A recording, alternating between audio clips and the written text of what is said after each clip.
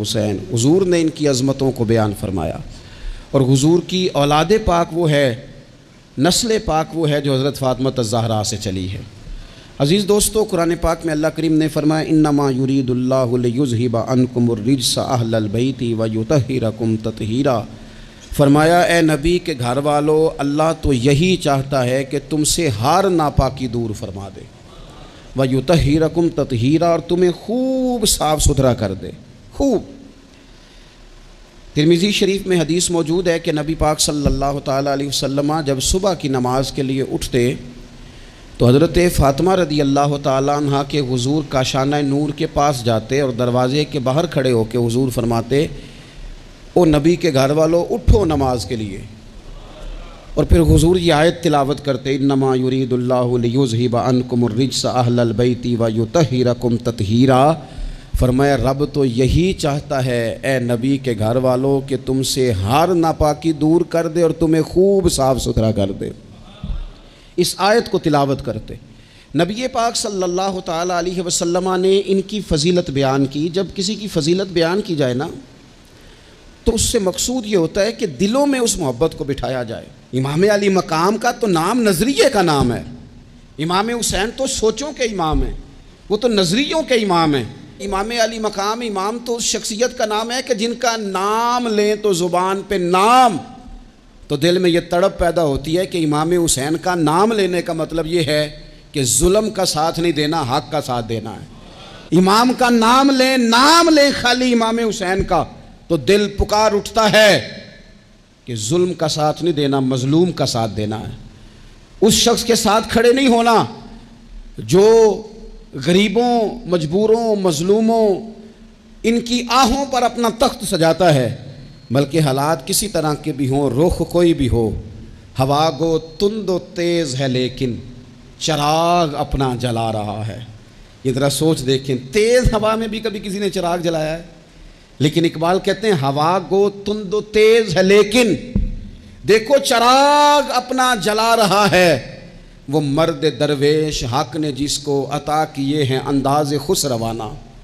وہ کہتا ہے مجھے ہوا سے غرض نہیں، میری ڈیوٹی تو چراغ جلانے کی ہے، لہذا میں نے چراغ جلانا ہے۔ تو حضرت امام حسین رضی اللہ تعالیٰ عنہ جو نظریاتی سرحدوں کے محافظ ہیں، اس نظریے کے تحت سب سے پہلی بات تو یہ کہ ان کی عقیدت ہو دل میں۔ حضور نے پتہ کس ترتیب سے اہل بیت کی عقیدت بیان کی؟ کبھی آپ وہ ترتیب سمجھے تو مزہ آ جائے۔ حضور فرمانے لگے رب سے محبت کرو کہ وہ تمہیں نعمتیں دیتا ہے، اور مجھ سے محبت کرو کہ میں اللہ کا محبوب ہوں، اور میری اولاد سے پیار کرو اس لیے کہ وہ میری اولاد ہے۔ آپ کبھی حدیث کی ترتیب دیکھیں نا تو سارے ذائقے ایک ہی حدیث پاک میں انسان کو مکمل ملتے ہیں۔ رب سے محبت کرو، نعمتیں دیتا ہے، مجھ سے پیار کرو، میں اس کا رسول بن کے آیا ہوں، اور میرے حسن سے، میرے حسین سے، میری بیٹیوں سے، میری شہزادیوں سے، اولادوں سے پیار کرو اس لیے کہ وہ میری اولاد ہیں۔ اپنے دلوں میں ان کے لیے جذبات ہوں۔ دیکھیں ایک دن حضور سید عالم صلی اللہ علیہ وسلم نے نا حضرت فاطمہ الزہرا سے فرمایا رات میں تمہارے گھر میں آ کے قیام کروں گا۔ تو حضرت فاطمہ الزہرا نے کہا یا رسول اللہ یہ تو بڑے نصیب جاگ گئے، رات حضور گھر تشریف لے گئے۔ ہمارے ہاں جو آدمی تھوڑا سا بھی کسی عہدے پہ چلا جاتا ہے وہ بچوں کو ٹائم نہیں دیتا، نہ وہ پسند کرتا ہے، اور ہمارے دیہاتوں میں تو ویسے ہی لوگ سمجھتے تھے کہ یہ توہین ہے، یعنی اپنا بچہ بھی موٹر سائیکل پہ بٹھا کے اگر لے کے گئے نا اسے دکان سے کوئی چیز کھلانے تو لوگ کیا کہیں گے تجھے بچے کھلانے پڑتے ہیں۔ یہ عجیب و غریب ہم نے اپنی زندگی میں ماحول بنایا ہے۔ تو حضور نے فرمایا فاطمہ میں رات آپ کے گھر میں قیام کروں گا۔ سیدہ نے کہا یا رسول اللہ بسم اللہ، یہ تو کمال ہو گئی۔ حضور نے رات وہاں قیام کیا، امام حسن نے دودھ مانگا۔ اچھا حدیث کے راوی مولا علی شیر خدا ہیں، کہتے ہیں میں چپ کر کے سو رہا تھا، میں نے سائیڈ پہ چادر اوڑھی اور میں آرام کر رہا تھا، امام حسن نے دودھ مانگا۔ سیدہ فاطمہ اٹھنے لگیں تو فرمایا نہیں فاطمہ آج میرے ساتھ سوئے ہیں، دودھ بھی میں ہی پلاؤں گا۔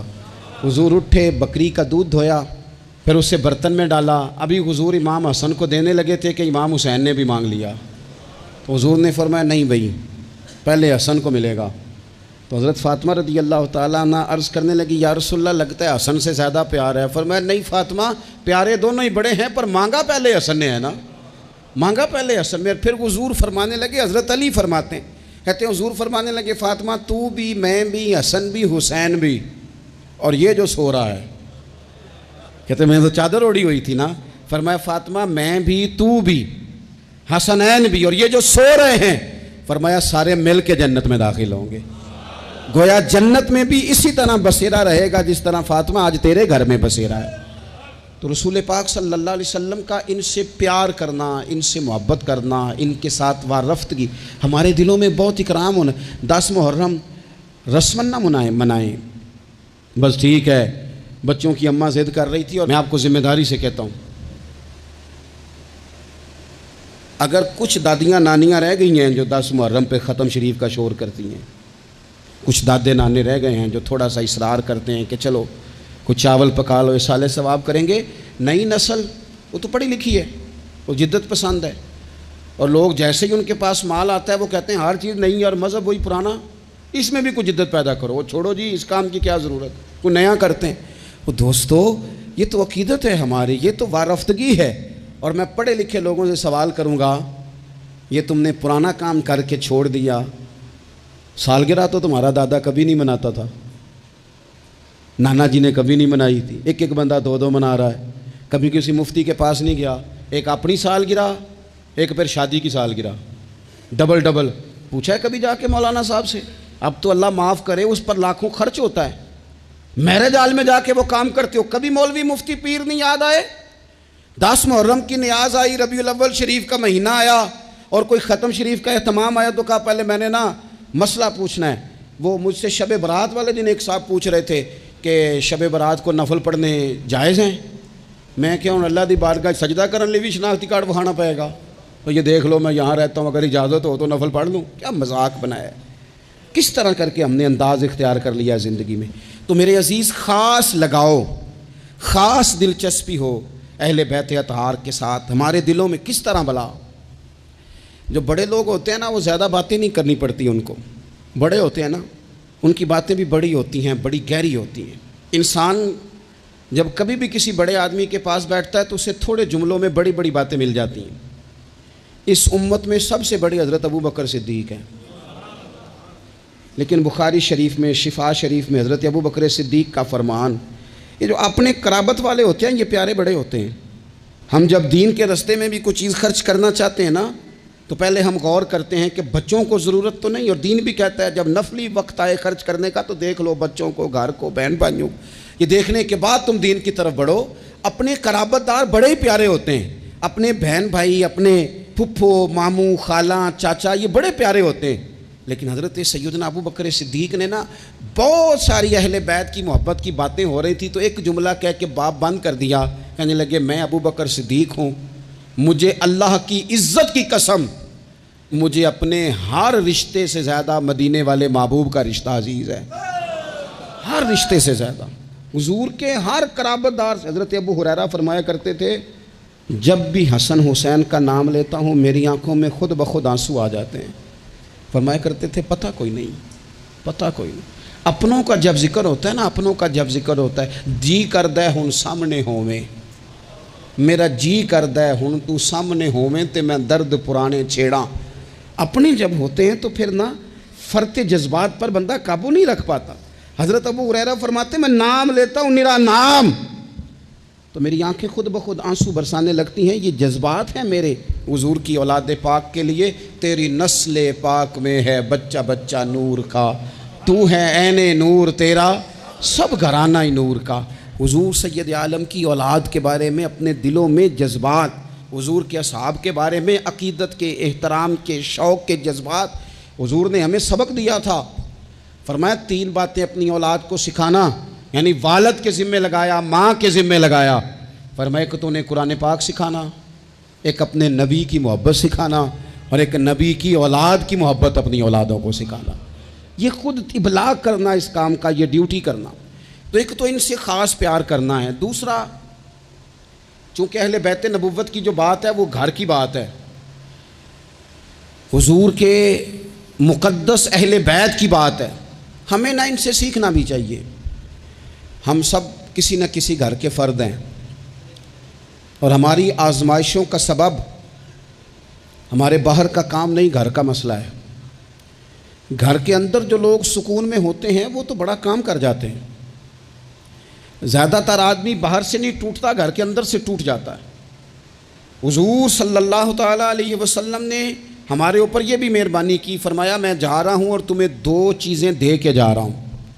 یا رسول اللہ صلی اللہ علیہ وسلم کون کون سی؟ فرمایا ایک اللہ کی کتاب قرآن دے کے جا رہا ہوں، اور دوسرا تمہیں اپنا خاندان دے کے جا رہا ہوں۔ اس کو دیکھنا، اس پر غور کرنا، حسنین کو دیکھنا، سیدہ فاطمہ کو دیکھنا، میری شہزادیوں کو، میری ازواج کو دیکھنا، اپنا گھر اس طرح مرتب کرنا جس طرح میں نے یہ اپنا گھر مرتب کیا ہے، اس طرح۔ سب سے پہلی بات اہل بیت نبوت کے اندر جو آپ کو ملے گی وہ اللہ تعالیٰ کی عبادت ہے، بہت زیادہ عبادت کرنا، ریاضت کرنا۔ آج کل عبادت سے جی چرانا، میں کچھ دیندار لوگوں کو دیکھتا ہوں، کہتے ہیں نسبت بہت تگڑی ہے ہماری، تو جناب لے جائے گی نسبت ہمیں، تم دیکھنا فلانے بزرگ کو فلانے کی خواب آ گئی، فلانے کو فلانے کی بشارت ہو گئی۔ او خدا کے بندو، میں آپ کو اس گھر کی بات بتا رہا ہوں، سیدہ فاطمہ الزہرا جو جنتی نہیں، جنتی عورتوں کی سردار ہیں۔ میں حسنین کریمین کی بات بتا رہا ہوں جو صرف جنتی نہیں، جنتی جوانوں کے سردار ہیں، لیکن وہاں تو ساری رات مصلی بچھا رہتا ہے۔ عبادت آپ کی روح کا تقاضا ہے۔ مہنگے سے مہنگا موبائل خرید کے لے آؤ، بہترین مال خرچ کر کے آپ اس کو لے آؤ، لیکن اگر آپ اس کی بیٹری کو چارج نہیں کرتے بار بار تو وہ آپ کو کام نہیں دیتا۔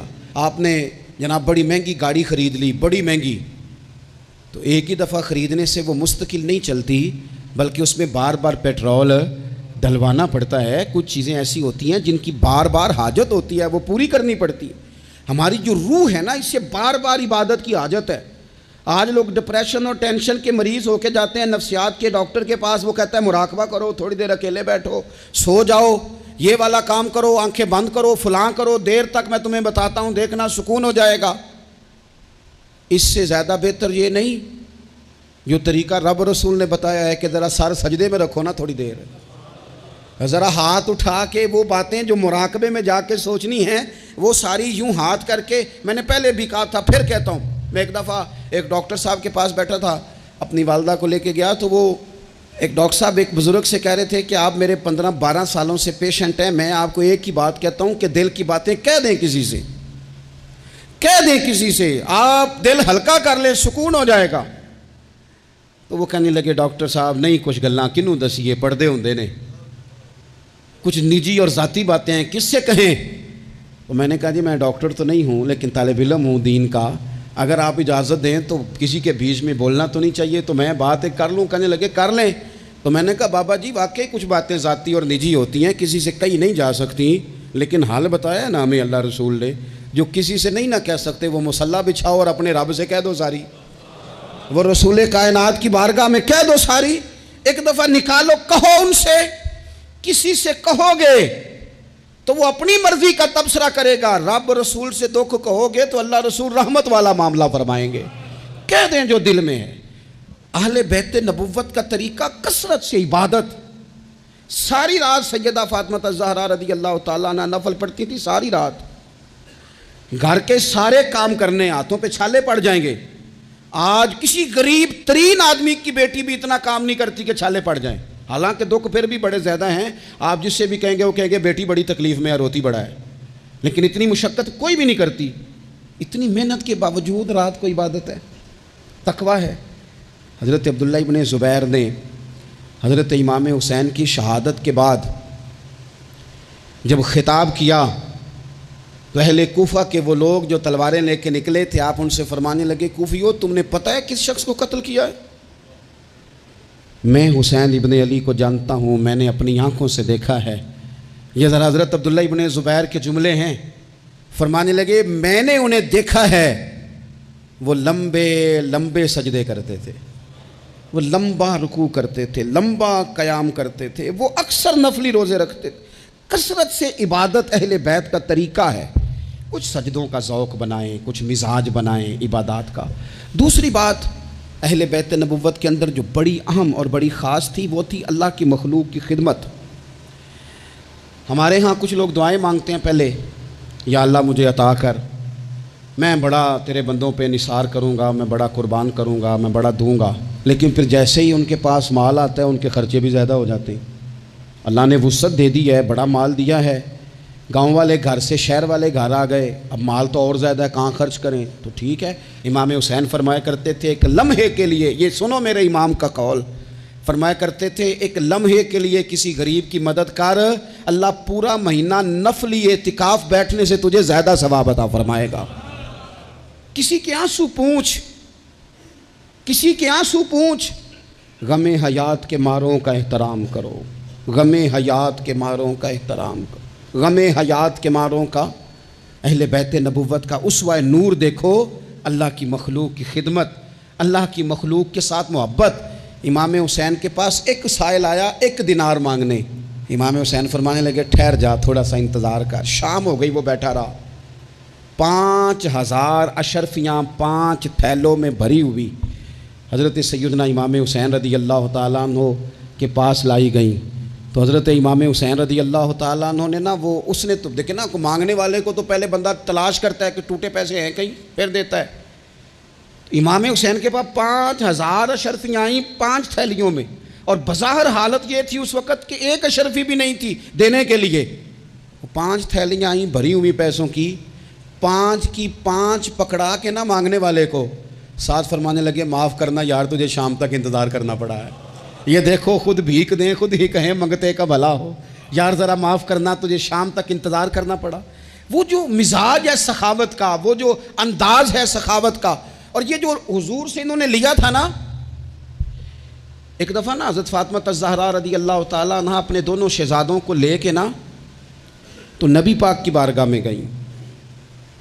آتے ہیں نا بہت سارے نواسیاں نواسے آتے ہیں، کئی دفعہ ان کے ابا جی بھیجتے ہیں، کہتے ہیں لے جاؤ اپنی ماں کو تے نانے نوا کو حصہ دے وے تہاڈا۔ ویکھو جی مینوں کچھ نہیں چاہیے، جو دینا نے اپنی دھی نوں دینا نے، اور دینا بھی چاہیے، بیٹی کا بنتا ہے۔ اور میں درجنوں اور بیسیوں بار کہہ چکا ہوں، جو 5 مربے کا مالک ہے اس کی بیٹی کا بھی حصہ ہے، اور جو 5 مرلے کے مکان میں رہتا ہے اس کی بیٹی کا بھی حصہ ہے۔ اور وہ بھی بڑے سمجھدار ہیں، جن سے حصہ مانگا جاتا ہے وہ کہتے ہیں تیرا بیاہ نہیں کیا، تیرا کہاں سے حصہ آ گیا، لے جا حصہ، پھر میرا مرے کا منہ نہ دیکھنا۔ تو میرا اس بیٹی سے مشورہ ہے کہ دیکھنا بھی نہیں چاہیے ایسے ظالم کا منہ، رہنے دو۔ جو شریعت کے اصول کی مخالفت کرے اور بیٹی کو حصہ نہ دے، نہ دیکھو منہ اس کا، کوئی ضروری ہے دیکھنا، لیکن حصہ لو۔ یہ وہ حصہ ہے جائیداد میں جو اللہ نے مقرر کیا ہے، اللہ کے رسول نے مقرر کیا ہے۔ یہ کسی شخص کے ایموشنل بلیک میل کرنے سے ختم ہو سکتا، یہ نہیں ختم ہو سکتا۔ بیٹی کی شادی کر دیا تو وہ جو 5 دفعہ بیٹے نے پیسے اجاڑے ہیں تیرے کاروبار میں وہ بھول گئے؟ کیا کہا تھا میاں صاحب نے؟ کہنے لگے تیاں لئی پردیس وے بابل تے پتراں لئی جاگیراں، چپ چپ رہنا تے دکھ سکھ سہنا، بس دیاں دیاں تقدیراں، ساری جائیداد اس کو دے دے۔ اور میں نے یہ دیکھا ہے کہ بعد میں جو اس طرح کے ظلم کرتے ہیں وہ کئی ظلموں کا شکار ہوتے ہیں، انہیں جواب دینا پڑتا ہے۔ عام دام برسر مطلب حضرت سیدہ فاطمہ رضی اللہ تعالیٰ عنہ اپنے دونوں شہزادوں کا بازو تھاما، امام حسن اور حسین کا، اور حضور کی بارگاہ میں لے گئی، دنیا مانگنے نہیں، دولت کے لیے نہیں، جائیداد کے لیے نہیں، کہا حضور میں شہزادے لائی ہوں، میرے بچوں کو کچھ دیجئے۔ تو حضور فرمانے لگے فاطمہ حسن کو میں نے اپنی ہیبت اور سرداری دی، اور فرمایا حسین کو میں نے اپنی جرت اور سخاوت دے دی میں نے دونوں چیزیں۔ اللہ تبارک و تعالیٰ نے پھر ان کو حضور کی عطا سے وہ فیاضی دی، سخاوت، عبادت، اور تیسری بات غریب پروری۔ جو آدمی ان پڑھ اور غریب ہوتا ہے نا وہ سمجھدار نہیں ہوتا، اس کے گھر کے برتن صاف نہیں ہوتے، اس کو چارپائیاں اچھے طریقے سے بچھانی نہیں آتی، چونکہ بیڈ شیٹیں تھوڑی ہوتی ہیں گھر میں، تو اس لیے عقل تب آتی ہے جب نوٹ آئیں۔ بے وقوفاں دے نوکر ویکھے دانش مند سیانے، یہ مطلب گاڑی گھر میں آ جائے تو چھوٹے چھوٹے بچوں کو بھی چلانی آ جاتی ہے۔ جس گھر میں موٹر سائیکل ہو بچوں کو سیکھنی نہیں پڑتی، لیکن اگر شے ہی کوئی نہ ہو، میں کسی شخص سے بیزار نہیں ہو سکتا، کیونکہ ایک ذرہ بھی تو بیکار نہیں ہو سکتا۔ غریب پروری، تھوڑا سا نا لوگوں پر توجہ۔ ہمارا لہجہ غریب کے حق میں، وہ سیانا نہیں، اسے بات نہیں کرنی آتی، اسے نہیں پتا کہ میں نے کس طرز کے ساتھ بیٹھنا ہے اور کس نخرے کے ساتھ میں نے پلیٹ میں ڈالنا ہے۔ بھوک زیادہ لگی ہو تو پھر تو بہت ساری ویسی چیزیں بھول جاتی ہیں بھائی۔ تو یہ سارا شعور تو تب آتا ہے جب بندہ برگر کھا کے دعوت پہ آیا ہو، تو پھر وہ تھوڑا سا سالن ڈال کے تو اس میں کانٹا رکھ کے تو کھڑا ہو کے گپ شپ لگاتا ہے، اس لیے کہ وہ روٹی نہیں کھا رہا ہوتا، ویڈیو بنوا رہا ہوتا ہے، وہ تصویریں بنوا رہا ہوتا ہے، اس کا لہجہ اور ہوتا ہے۔ لیکن غریب پروری، مسکین کے ساتھ بیٹھ کے کھانا، کبھی مزدوروں کے ساتھ تصویریں کھنچوانا، ان کی حوصلہ افزائی کرنا، انہیں کہنا کہ نظریں جھکا کے نہ جیا کرو، اٹھا کے جیا کرو، غریب آدمی کو پورا اس طرح کا بنا دینا کہ وہ غربت کے اندر بھی اپنے آپ کو عزت والا دیکھے، یہ اگر کسی نے سیکھنا ہے تو حسین ابن علی سے سیکھے، یہ حضور کی اولاد پاک سے سیکھے۔ امام زین العابدین کہتے ہیں میرے ابا جی گھوڑے پہ بیٹھ کر جا رہے تھے، غریب لوگ زمین پر چٹائی بٹھا کے روٹی کھا رہے تھے، میرے سامنے امام صاحب گھر سے کھانا کھا کے آئے ہیں، غریبوں نے پیغام دیا حضور کھانا کھانا ہے۔ امام صاحب گھوڑے سے اترے، زمین پہ آ کے بیٹھے، غریبوں کے ساتھ روٹی کھانے لگے، تھوڑا سا کھانا کھایا تو انہوں نے کہا حضور تھوڑا سا اور کھائیں، فرمانے لگے زندگی میں پہلا موقع ہے کہ کھانے کے فوراً بعد کھانا کھا رہا ہوں، بھرا ہوا پیٹ تھا، لیکن علی کا پتر فاطمہ کا لال زمین پر بیٹھ اس لیے گیا ہے کہ غریب کہیں یہ نہ سمجھیں دعوت دی تھی تو حسین نے قبول ہی نہیں کی، اس لیے بیٹھ گیا ہوں، ورنہ ایک لقمے کی گنجائش نہیں تھی۔ اس کو کہتے ہیں غریب پروری، اس کو کہتے ہیں مزاج ختم کرنا چھوٹے بڑے کا، اس کو کہتے ہیں ایک ہی صف میں کھڑے ہو گئے محمود و ایاز، نہ کوئی بندہ رہا نہ کوئی بندہ نواز۔ تھوڑا سا اس پر میں ایک دفعہ ایک فیکٹری میں گیا تھا، تو ایک صاحب جنہوں نے محفل کرائی تھی وہ ہمارے میزبان تھے، تو جو آدمی کھانا لے کے آ رہا تھا رکھ رہا تھا نا، تو وہ بیچارہ بعض اوقات ایک ہی بات سوار ہو جاتی، بار بار ایک ہی بات کرتا تھا، کہتا تھا پیر صاحب ساڑھے مالک بڑے چنگے جے ساڑھے نال بہ کے روٹی کھاندے نے، ساڑھے مالک بڑے چنگے جے ساڑھے، اس کے ذہن پر یہ بات سوار تھی، حالانکہ کون سی کوئی بڑی بات ہے، لیکن وہ ایک ہی بات بار بار دہرایا جا رہا تھا، پانی رکھ کے گیا، ٹیبل صاف کر کے گیا، کھانا دیکھ، ایک ہی بات، جی تے سارے دے نال بہ کے روٹی کھاندے جے۔ تو میں سوچ رہا تھا کہ یار یہ کس طرح کا بندہ ہے، اس نے کام تو چھوٹا سا کیا ہے، لیکن اس بندے کے جذبات ہیں، اب پتہ نہیں اس غریب آدمی کے جذبات کی وجہ سے رب اس کے رزق میں کتنی کو برکت پیدا کر دے گا، کتنا کو فضل ہو جائے گا، یہ جذباتی ہو گیا ہے، شوق کے ساتھ بات کر رہا ہے۔ تو یہ اہل بیت نبوت کا طریقہ ہے۔ پھر اس سے اگلی بات اہل بیت نبوت کے طریقے میں آپ کو ملے گی کہ سادگی، عاجزی، انکساری، بالکل مختصر سے اللہ کی عطا پر بھی بہت زیادہ، حالانکہ ان پر تو بڑی عطائیں تھیں، لیکن مختصر سی خواہشات، کھجور کی چھال کی بنے ہوئے ٹوپی پہن کے حضرت مولا علی شیر خدا رضی اللہ تعالی عنہ نماز پڑھ لیتے تھے، اور اونٹ کے بالوں کی بنی ہوئی چادر اوڑھی ہے، اونٹ کے بالوں کی بنی ہوئی، اور سیدہ فاطمہ چکی پیس رہی ہیں، کنز العمال میں موجود ہے۔ نبی پاک علیہ السلام نے انہیں دیکھا، ہلکے سے آنسو حضور کی آنکھ میں آئے، اور 2 جملوں میں بات ختم کر دی، فرمایا فاطمہ زندگی میں اسی پر گزارا کر، اللہ جنت میں ساری نعمتیں تیرے لیے دروازے کھول دے گا، اسی پہ گزارا کر۔ سادگی، حضرت امام حسن کے کپڑوں کو پیوند لگے ہوئے ہوتے تھے، اپنے بود و باش جب بندہ بہت مہنگی کر لیتا ہے تو اس کا اپنا خرچہ بڑا بڑھ جاتا ہے، اس نے کرنا کرانا کیا ہوتا ہے۔ اور اس سے اگلی بات یہ تھی کہ جذبہ جہاد بہت زیادہ تھا۔ پھر کہتا ہوں اتنی ساری ویڈیوز آئیں، وہ جی بچہ رو پڑا جی بکرا ذبح ہو رہا تھا، تو یہ تو پریشانی والا مقام ہے، جو بچہ بکرے کے ذبح ہونے پہ روتا ہے یہ جہاد کیسے کرے گا؟ اندر سے اٹھ کے دروازہ بند کرتی ہے اماں، کہتی ہے پتر دروازے پہ نا فلانا بندہ گلی میں ظلم کر رہا ہے، باہر نہیں جانا، ہماری کوئی لڑائی ہے، ہم نے نہیں، بالکل تو نے نہیں نکلنا باہر، یعنی ظلم ہوتا ہے تو ہوتا رہے، جبر ہوتا ہے تو ہوتا رہے۔ حضرت عثمان غنی رضی اللہ تعالیٰ عنہ کے خلاف بلوائیوں نے حملہ کیا اور حضرت عثمان کے گھر کو گھیر لیا، لوگ تو اولاد کو بچا بچا کے رکھتے ہیں نا، باہر نہیں جانا باہر نہیں جانا، لیکن حضرت مولا علی شیر خدا اپنے بچوں کو ہر جہاد میں پہلے لے کے جاتے تھے۔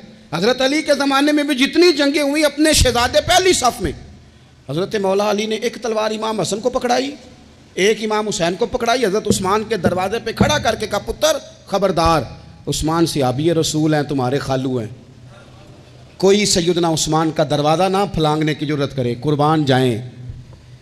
2 شہزادے تلوار لیے، حالات بڑے خراب تھے اس وقت، بلوائی مصر کے مدینے پر چڑھائی کیے ہوئے تھے، حضرت عثمان کا گھر گھیرے میں تھا، لیکن ان کی جرت نہیں ہوئی حضرت عثمان کا دروازہ کراس کرنے کی۔ کیوں؟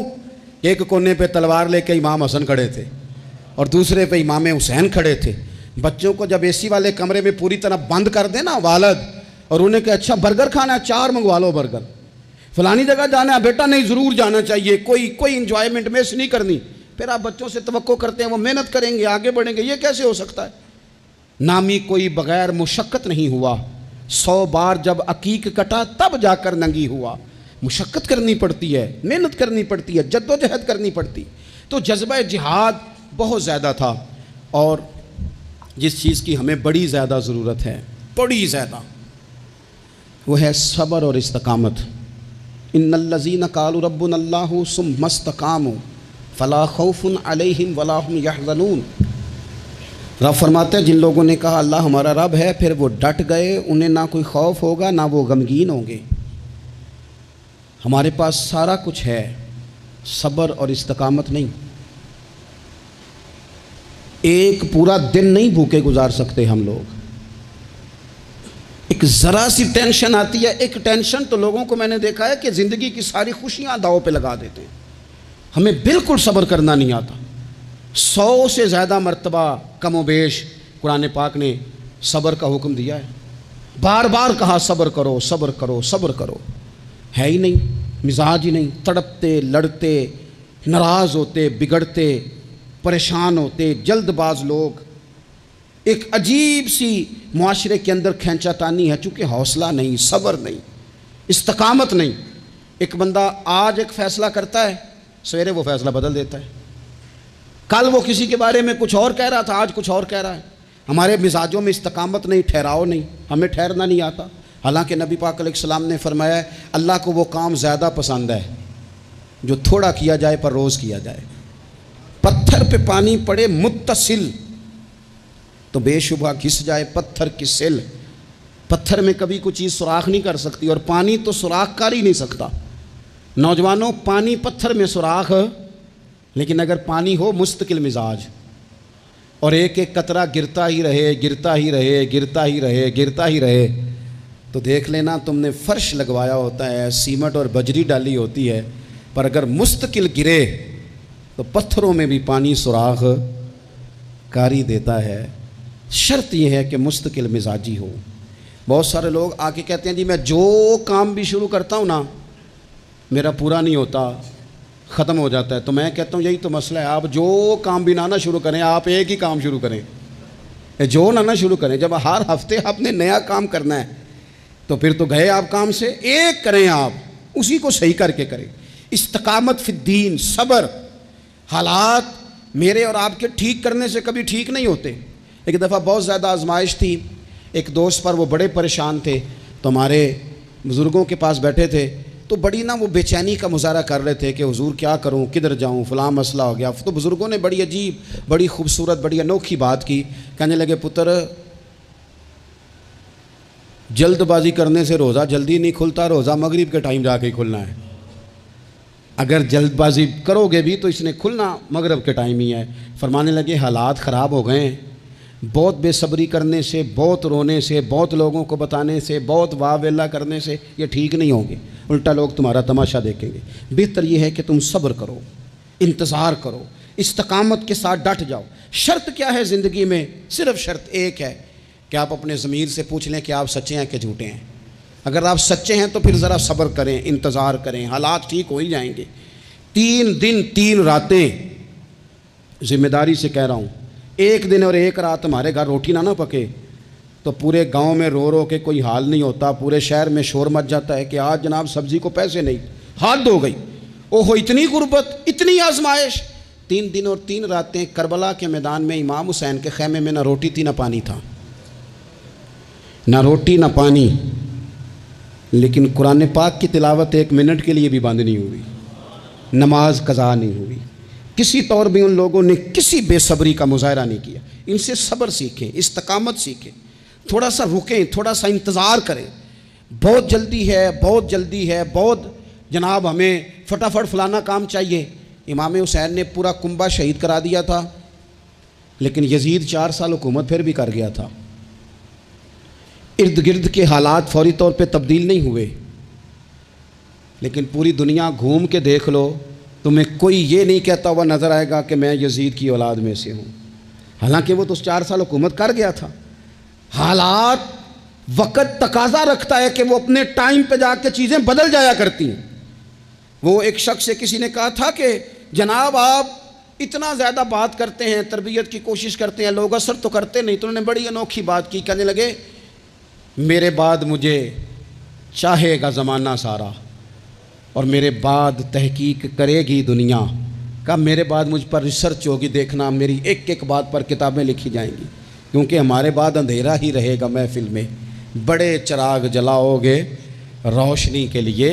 تو ضروری نہیں کہ سویرے تھوڑا سا زندگی میں حوصلہ، تھوڑا سا صبر، تھوڑی سی استقامت، لیکن شرط یہ ہے کہ آپ سچے ہوں اور مسلسل سفر کر رہے ہوں۔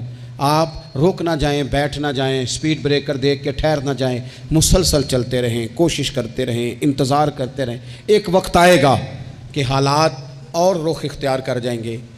آخر میں پھر ایک بات کرتا ہوں، کوئی سازش نہ کرے، آپ کسی سازش پر توجہ نہ دیں۔ یہ صحابہ اور اہل بیت یہ ایمان ہے، ایمان دل میں جاگزی کیا جاتا ہے، ایمان پر بحث نہیں کی جاتی، یہ ایمان ہے۔ ان کی محبتیں، کچھ لوگوں کی باتیں یاد رہ جاتی ہیں۔ ایک بزرگ نے مجھے بات سنائی، مجھے یاد رہ گئی، پیر سید فیض الحسن شاہ صاحب آل و مہار شریف والے۔ پیر صاحب عالم بھی بڑے تھے، درویش بھی بڑے تھے، خطیب بھی بڑے تھے۔ تو وہ ایک دن صحابہ اور اہل بیت کا پیار بیان کر رہے تھے، سید تھے، تو مرید ہیں وہ، سلسلہ نقشبندیہ سے چورا شریف کے ساتھ ان کا نسبت کا رشتہ ہے۔ تو نقشبندی اپنا سلسلہ طریقت حضرت صدیق اکبر رضی اللہ تعالیٰ عنہ سے بیان کرتے ہیں۔ تو شاہ صاحب بڑی تقریر کر کے نا صحابہ اور اہل بیت کی آپس کی بڑی محبت بیان کر کے، رحماء بینہم پر بڑی تقریر کر کے، کیونکہ ان کو بات کرنی آتی تھی، تو جوش جذبات میں تڑپ گئے، کہنے لگے سنو بھائی، یہ تو دلائل تھے، اب میں اپنی بات کرتا ہوں۔ کہنے لگے میں سید ہوں، میں پیر ہوں، میرا باپ سید، دادا سید، نانا سید۔ فرمانے لگے میں فاطمہ کا جگر پارا ہوں، علی کا بیٹا ہوں، پر میں مرید ابو بکر صدیق کا ہوں، میں مرید سیدنا صدیق اکبر کا ہوں۔ وہ 100 باتوں پہ ایک بات ہی ساری بدل گئی، رنگ ہی تبدیل ہو گیا، نظریات ہی اور ہو گئے، لوگ کسی اور سوچ میں چلے گئے۔ کہنے لگے دیکھو یہ بھی میرا ضرب دیکھو، اور فرمانے لگے میں نے یہ سیکھا ہے حضرت علی سے۔